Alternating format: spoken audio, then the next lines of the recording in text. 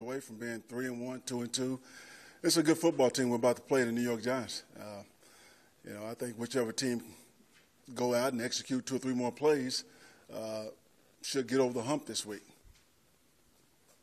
And Philip and Eli are 2 quarterbacks with obviously tons of experience in this league. When you have a guy who's been around and seen those as much as those 2 guys, what are some of the obvious advantages to that? And then also, as guys get older, what are some of the disadvantages to maybe things they're not as good at physically? Some of the advantages is, those guys are leaders. They've been there, they've done it, they have the experience. They're good quarterbacks. And, disadvantages, I don't see any right now in our quarterback and their quarterback. I think they're both playing still pretty good football. What do they have to do in order to still play good football as they get older? What are the things they need to kind of keep up with? Well, just experience, in the study and being professional, those things kick in as you get older. You're in the right place, the right time. You pre-snap look a lot of things. You see it before it happens, those type of deals. And that's just comes from experience. Well, Philip, one of the things you talked about when you first took over the job was curbing turnovers. And, he's had a couple hiccups here and there. Sure. What do you talk with him about on a weekly basis in doing that? Well, we continue to stress the turnovers. We show throughout the week teams that turn the ball over, what their record, how they finished the game that week. And so they know the turnover history, all the stats. It's something we emphasize a lot. But turnovers are a part of the game. We just have to limit the ones that we have. After the loss last Sunday, you kind of vowed that there'd be changes. Did I do that? You did. Yeah. Okay. Can you share with us anything that has been different about this week, or are you guys doing anything different? Nothing that's going to make a difference in the game. No, I won't share that. But, I did look at myself first. I set the schedule. I set the time of practice, the meetings, and everything. And I think execution sometimes is a direct correlation between the schedule and meeting preparation. So I took a hard look at some of that and tweaked a couple things there. But scheme-wise, hopefully that plays out on Sunday. When is the decision to waive Max Turner? Right now I'm pleased with the guys that we have, and Max just hadn't been here. He's a good player, and maybe there'll be an opportunity for him down the road, but right now we're pleased with the ones we have. How challenging is a cross-country travel? We're leaving on Friday, so we're leaving 2 days early. As long as you can eliminate the distractions when you're there in another city, I don't think it's any different than normal travel. Did you do your LAPD thing yesterday? That's tonight. Yeah, that's tonight. So, meeting with someone that's close to the LAPD and just to talk, just to have a conversation, see what we can do for our players. Just start building some bridges between our players, community, and whatever we can come up with. Anthony, with how you guys have started this season, going on a long road trip like this, can it be an advantage to kind of build camaraderie and chemistry for your group? Yeah, I think anytime you go on the road and you're playing in a hostile environment, it can kind of galvanize a team and make them feel like their back's against the wall. And as a player, I was kind of like that. So that's kind of my mindset. And I think a lot of our players are wired that way. And then you've entered the season with an idea of how you want to do things. How do you weigh the things that you kind of want to stick with and stay the course and the things that that are worth re-examining and reevaluating? I think you do reevaluate after the first quarter of the season, but we've been in every single game. So you don't have to change a whole lot. You just have to tweak a couple things here and there and keep doing what you're doing, working your tail off, and a couple changes, and we'll see how it goes. But I just know we're 2 or 3 plays away every single week from making a difference. And we just have to start making those 2 or 3 plays. Coach, how has Davis responded to treatment, and is he going to practice today? He probably won't practice today. No, he's day-to-day. How much is Mike Williams going to be able to do this week, and do you have any optimism that? Mike will do somewhat what he did last week. He'll work with the scout team. He'll work some with the regular team. Just working him back, increase his workload a little bit more. See where he's at next week. Okay. Thanks, Coach.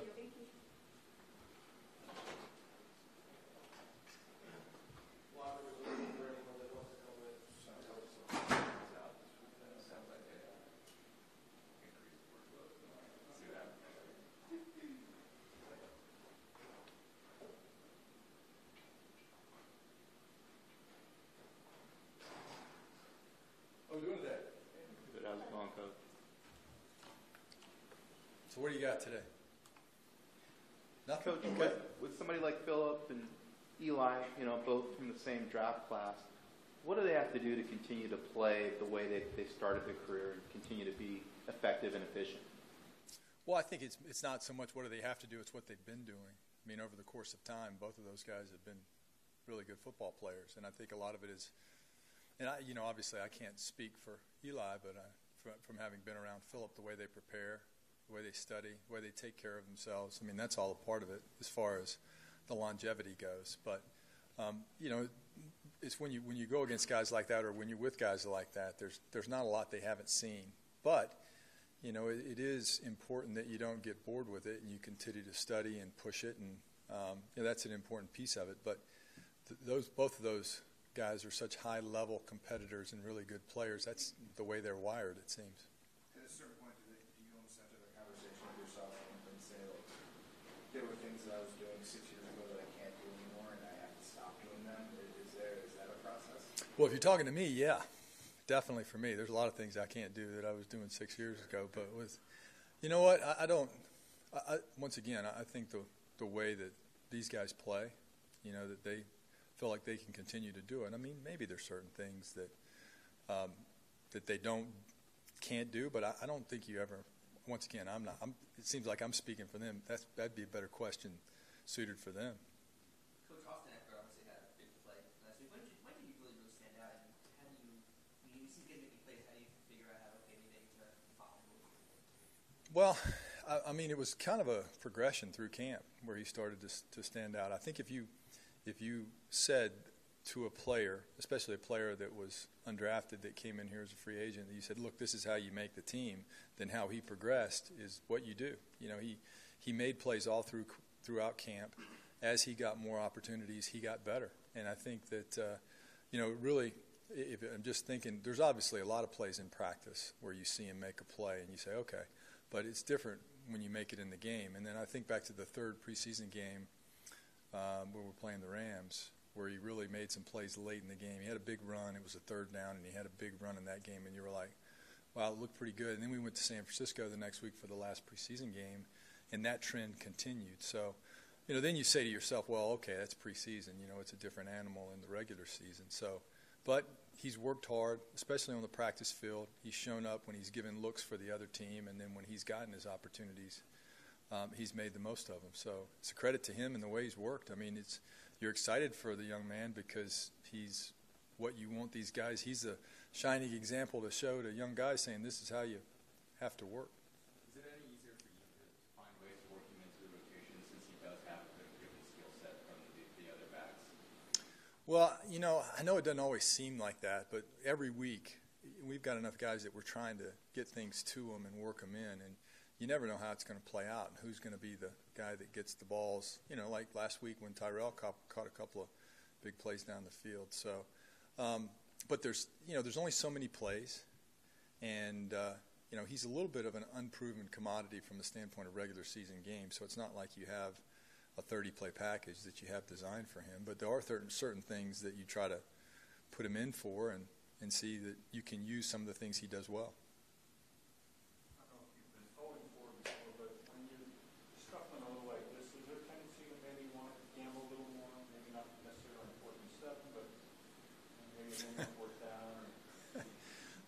You know what? I think you have to stay true to what you believe in as far as philosophically as that goes, those kind of decisions.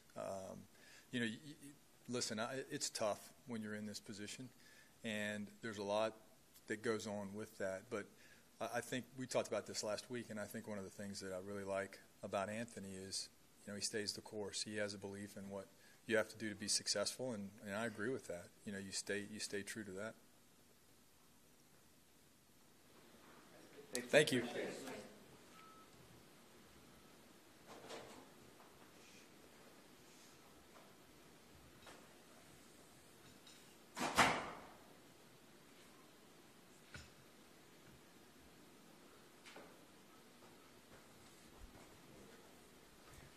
Phil, what do you see from the Giants defensively and prepare for this game? It's a good defense. Gosh, they've been in pretty much every game. That first one, maybe not as much, but since then, Lions game, they had punt return, I think, that went back. It was a one-score game forever, and then the last two, they've been right there down the wire. 61-yard field goal beat them, and then last week a field goal at the end as time expired. So a lot of ways you see a team that could very well be sitting at 2-2 or better, much like we feel like we could be, but both teams aren't. But this defense is a defense that flies around, that presents a tons of different looks. This Spagnola's a heck of a coordinator, and he really never lets you get comfortable. There's guys blitzing from all over the place. They're lining up in all kind of different fronts. They're very multiple in what they do. They got a lot of Pro Bowlers on that defense, and it's going to be a heck of a challenge going there. So I don't think it's your typical 0-4 matchup, but yet we both are, and something's got to give. One of us is going to win. One of us better win. It better not go 5 quarters and be tied. That's for sure.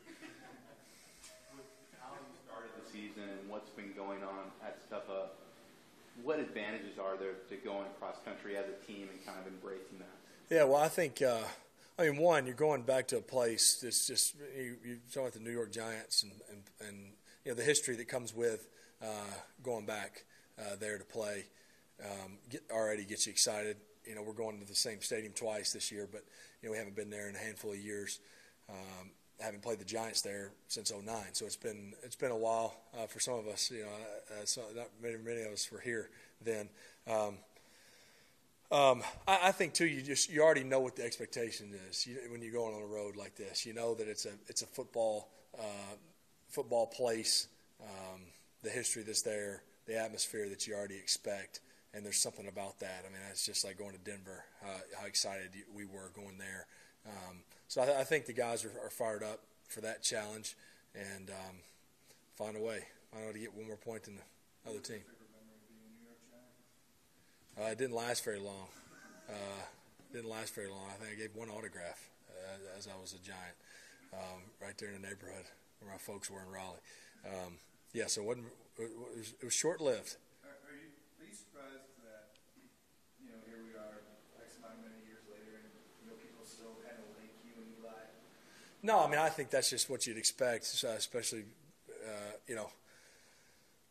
the trade and how it all went down, and then we've both been able to, we're still the same team, and he got a little bit of a head start as far as playing, but then we've both been out there, combined, shoot almost 400 games in a row. So you understand that, and I think, I don't know how he feels. I mean, we know each other a little bit, but it's something you appreciate. That's I'm looking forward to it. You're not playing the other quarterback, but there's, this could be the last time we're both out there playing each other, So other guys that either you're linked with from the draft or whatever, or just other guys you respect. Eli as a quarterback and Super Bowls he's won and the way he's played and been out there, 200 games in a row.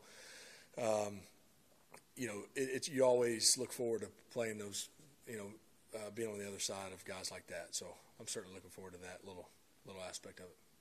You mentioned the durability. Eli and you, I think, are 1-2 there as far as quarterback active. What do you attribute that to? Well, I mean, I feel blessed in a lot of ways if it's just being healthy enough to go out there. So, and a lot of that, there's not anything on my own. I do think there is an element of toughness to it. There's, I do have that desire to want to be out there at all costs every week. Thankfully, I haven't had anything other than the knee deal in that 07 season that has been super, super jeopardizing. Maybe a few other little things that were just uncomfortable. But so I'm just thankful that I've been able to be out there. So I don't know that I'd love to tell you that, everybody wants to say, oh, that's just because I'm tougher than guys, and I don't think that's true. There's an element of that, though. I think that just growing up, that's just the way it was. My dad used to always say, shoot, he even from not wanting me to, don't lay out there on the field. If you got any kind of injury, you get off unless you can't walk. So those are the kind of things I heard early on. And then I think it's just something about that. You want the guys to know you'll do anything to be out there, and then you hope that helps them feel the same way, and then collectively that can have a positive impact. Have you ever missed a game? I'm sorry? Have you ever missed a football game? No, any game. How far back was that game? Little league. I don't know. I mean, I don't know. I mean, other other than the 2 years I watched here, I haven't been on the sideline of many games. The fact that you have missed a game over the years, have you seen that trickle down into the attitude around the locker room at all? I don't know. I mean, I don't think that's something I would be able to answer. And I don't do it for any reason or any pat on the back. Again, like I said, I feel very blessed that I've been able to be upright. But you hope that it may have a little impact, and not just for me, but from a lot of guys. They're, shoot, he's going, well, I'm going. You hope that it has that effect, and you really want to build a culture of that. It's not about me; it's about all of us. That shoot, that's a gritty, tough, scrappy team that plays when they're a little bit banged up, and they just find a way to be out there for one another. Because I do think that can build morale and builds trust too. I mean, you think about a group of linemen or by position group. I think it goes a long way when they go, shoot, that guy next to me. He had a way out, but he didn't. And then it comes your turn. It comes back to you, and you go, shoot, he would have played, so I guess I got to go. You know what I mean? So, again, everybody's different. I'm not sitting here encouraging guys to play and jeopardize your career, but there's an element of being able to balance that. How has your maintenance or rehab routine changed as your career's gone along? I don't know. It's changed a whole lot. I'm probably a little old school, probably to a fault, to be honest with you.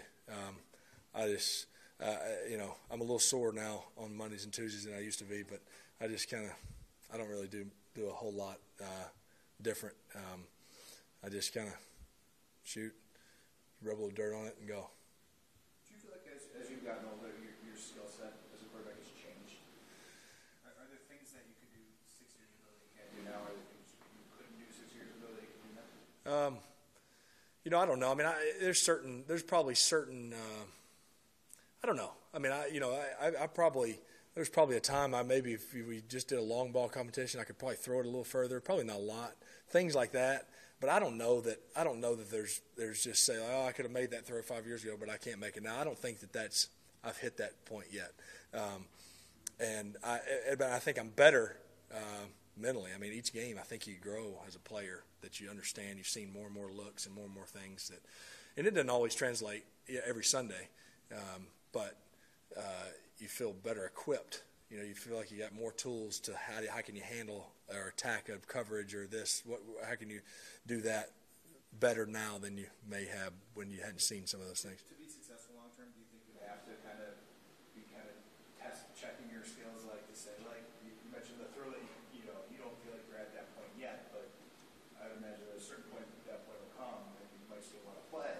Yeah. So you have to I don't look forward to that day. Well, I think it will gradually start showing up. I mean, I imagine that you just go, golly, I can't believe I've thrown that in route a million times and I can't. What happened? I think that's how it'll probably show up. Thankfully, other than some handful of poor decisions and our record, nothing's shown up yet. And there's been quite a few plays where I've kind of gone, shoot, I'm still hanging there all right. Follow up with Dan's point you said earlier. Do you think maybe 6, 7, 8, 9 years ago you would have approached 0-4 differently than you are now? Are you better equipped to handle that personally? Probably, yeah. I mean, I'm careful to say I because we, it's not I, but I've never dealt with 0-4, never dealt with 0-3. All the way back, Eric, any time I could ever remember 0-3 in anything. So it's a new territory for all of us. There's probably a lot of guys that haven't had to handle this. I do think that the 2008 season, the fighting back in those 10 and 11 years and getting 8-8 and not getting in, the last 2 years certainly, it's a touchy deal because you don't ever want to get good at handling it because what does that mean? That means you're dealing with it a lot, which isn't good. If you're dealing with it too much, then something's got to change at some point. Why do you keep having to? Oh yeah, you are good at handling 4-win seasons. Well, we don't want to get good at that, But you have to know how to fight your way out of it. And so I think really more than anything for me is mentally is having a perspective on it and really just that approach to not be miserable. I mean, because it could be. I mean, this can really drive you to go pretty much crazy. And it's, well, you're going to allow that to and then lose the 5th game, or are you going to let that kind of kickstart and go, hey, look, we get to go out here and practice. It looks like it's 75 and clear again. And practice in the NFL and get ready to go play the New York Giants. I mean, that's a pretty awesome week. So I think it's just staying in the moment like that, not letting all the all the surroundings, and I say surroundings meaning 0-4 and all the stuff that's kind of we're dealing with, and just really embrace that. Between Sunday and Wednesday, when does that happen for you? Like, when does that switch kind of? Because I'm sure Sunday you're still upset about the game. When does that turnaround happen for you? I don't know. Maybe I usually days like we've had on Mondays, I kind of go, I don't even care who plays Monday night, and then but by Monday night I end up watching every play, and you kind of start to go, all right, new week, new challenge, and get excited because Monday you start the preparation for the Giants. So I'd already seen game films, and you start to go, all right, we got another week. So I guess late Monday and then Tuesday, you still allow yourself. I mean, I think the things I'm fighting right now are that we haven't won a game since Houston Texans last year. I mean, that was 9 games. That's rough. That's hard. But then somebody sent me a message that said the last team 0-4 to make the playoffs was the '92 Chargers. So it's 25th anniversary. Sounds like a good time to change that. To have a new year of that. So then you start just grasping for things to go, shoot, let's get fired up. Let's be the first team that's done that in 25 years. So I don't know. Long answer to a short question. Thanks, Thank you.